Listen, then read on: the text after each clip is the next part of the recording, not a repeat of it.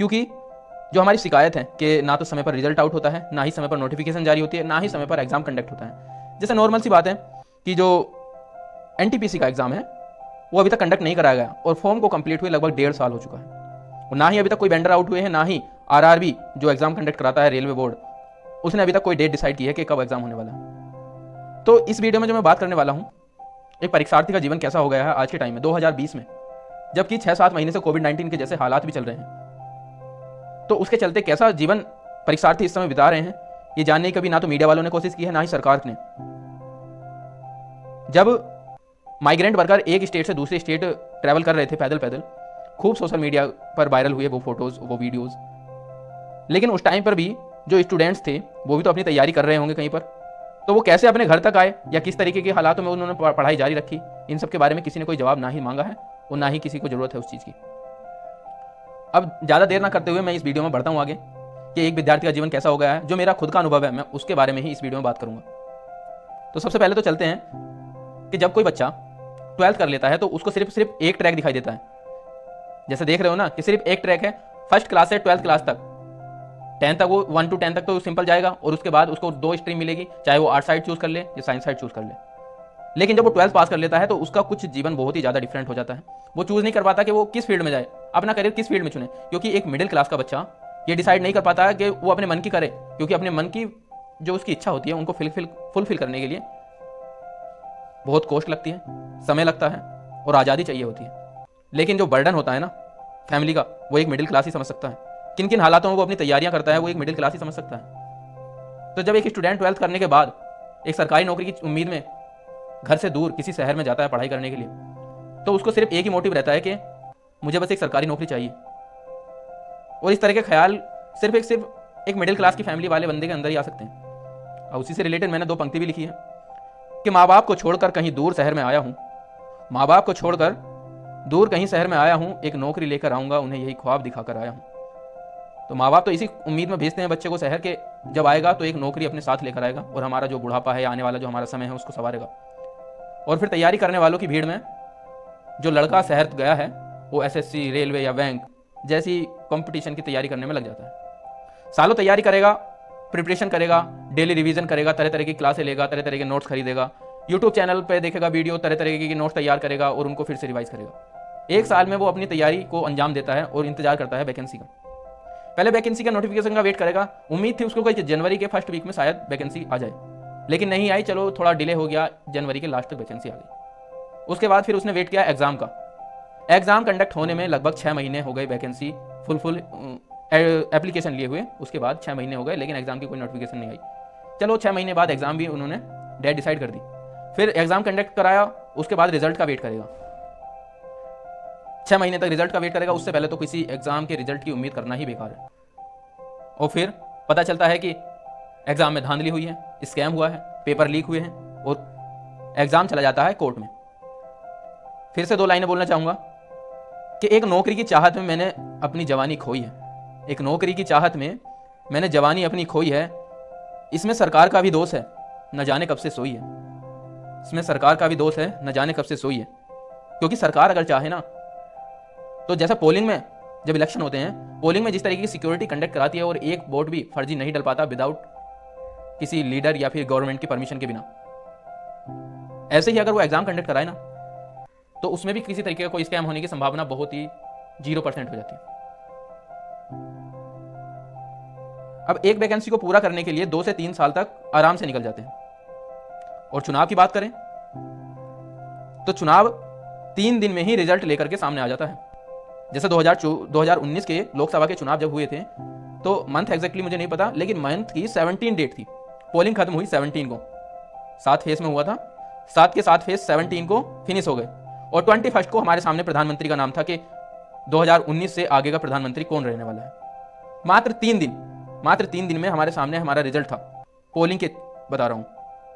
और अगर एग्जाम के बारे में बात करें तो 1 महीने बाद भी अगर जो कोई रिजल्ट आएगा तो रिजल्ट इलेक्शन के नतीजों की तरह ही लगेगा। मतलब कहां 3 दिन और कहां 30 दिन। अरे 30 दिन तो छोड़ो, यहां 3 साल लगते हैं किसी भी रिजल्ट के आने के लिए, एग्जाम के रिजल्ट के। खैर छोड़ो। और फाइनली 2 साल के बाद पता चलता है कि पेपर लीक हुआ और केस चला जाता है कोर्ट में। अब जो बच्चा शहर आया था किसी एग्जाम की तैयारी करने के लिए, उसका रिजल्ट फंस गया कोर्ट में। घर की क्या उसकी कंडीशन चल रही होगी कोई मैटर नहीं करता।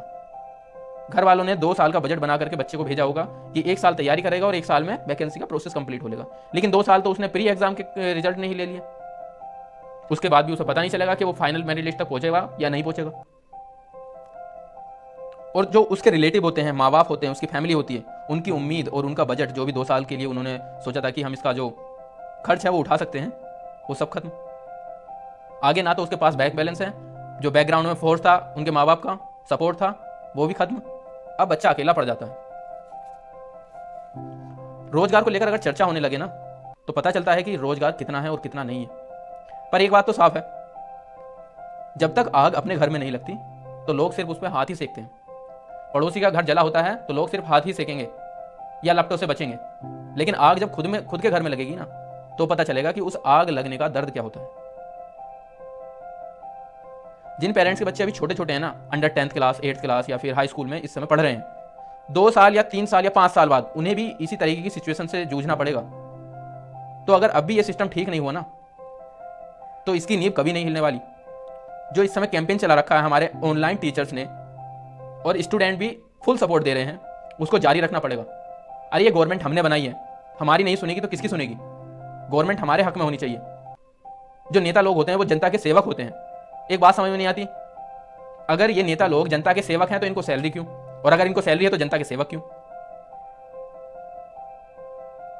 तो एक बात मैं कहना चाहता हूं, जिस तरीके की हमने सर्जिकल स्ट्राइक में सेंटेंस दोहराए थे ना कि नया भारत है घर में घुस के मारेगा, उसी तरीके के आज डोमेस्टिक भारत के अंदर मैं ये सेंटेंस बोलना चाहूंगा कि ये नया भारत है, हक ऐसे ही नहीं जाने देगा, अपना हक जरूर लेकर रहेगा, हर हाल में लेगा।